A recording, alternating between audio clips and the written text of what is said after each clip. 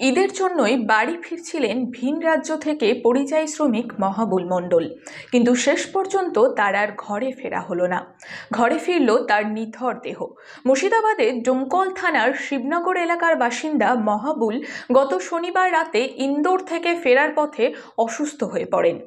সহকর্মীরা স্থানীয় হাসপাতালে নিয়ে গেলে চিকিৎসা শুরু হয় তার, কিন্তু শেষ রক্ষা হয়নি। কিছুক্ষণের মধ্যেই মৃত্যু হয় তার। আর তার এই মৃত্যুতে শোকের ছায়া নেমে এসেছে পরিবারের অন্দরে, কারণ তার বাবাও একসময় ভিন রাজ্যে কাজে গিয়েই রেল দুর্ঘটনায় মৃত্যু হয়েছিল। আমার একটা ড্রাইভার আছে সাথে, বলছে ভাই খুব কঠিন, ভাইকে আমি হাসপাতালে ভর্তি করেছি।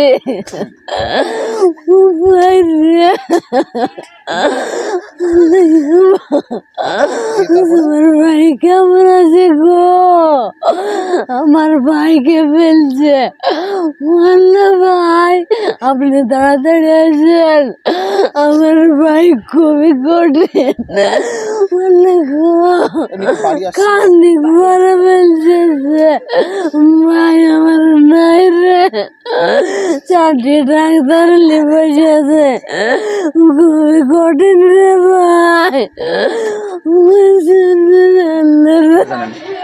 বিষয়টা হচ্ছে যে গত রাত্রে খবরটা পাই, আপনার ইন্দোরে ওরা কাজ করছিল, কাজ করে সামনে আমাদের এই যে আপনার এই ঈদকে সামনে রেখে বাড়ি ফিরছিল।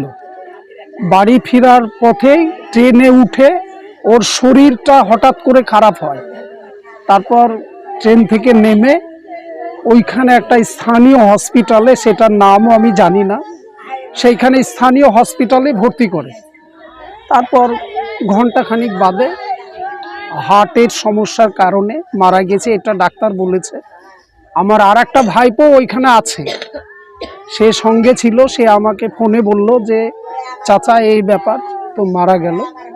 তাহলে ওইখানে একটা ওই মুসলিম মসজিদ কমিটির তত্ত্বাবধানে ওইখান থেকে ওরা বডিটাকে যেভাবে মুসলিমদের ল অনুযায়ী যেভাবে সৎকার করার ব্যবস্থা ওরা করে কাফন টাফন পরিয়ে দিয়ে ওরা অলরেডি গাড়ি ভাড়া করে অলরেডি লাশ পাঠিয়ে দিয়েছে।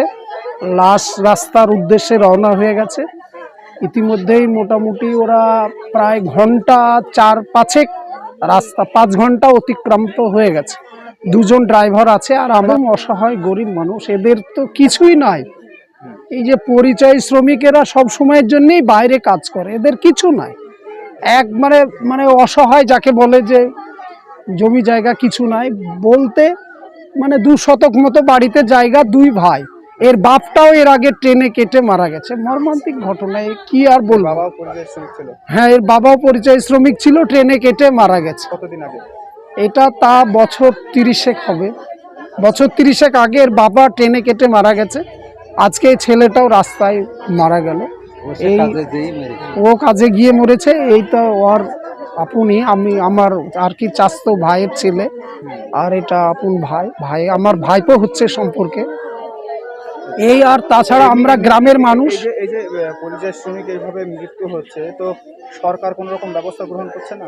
একের পর এক তো পরিযায়ী, এইটার জন্য তো আমরা বারবার সরকারের পক্ষ থেকে আবেদন জানাচ্ছি যে এই ব্যবস্থাটা অন্তত পক্ষে কিছুটা হোক, মানে কাজের ব্যবস্থা হোক, কর্মসংস্থানের ব্যবস্থা হোক, এটা আমরা সরকারের কাছে চাইছি। আর একটা চাইছি, সেটা হচ্ছে যে আর্থিকভাবে এই ফ্যামিলিটা একদম অসহায়, গরিব মানুষ। 1 শতক জায়গাও এদের নিজস্ব জায়গা নেই, যার জন্যে সরকার যদি কিছু আর্থিক সাহায্য করে, এই লাশটা নিয়ে আসতেই 1 লাখের উপর টাকা খরচা হচ্ছে। এটা কার খরচ হচ্ছে?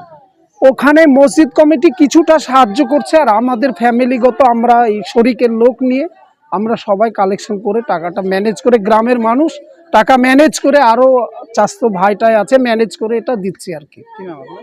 আমার নাম মোহাম্মদ লুৎফর রহমান।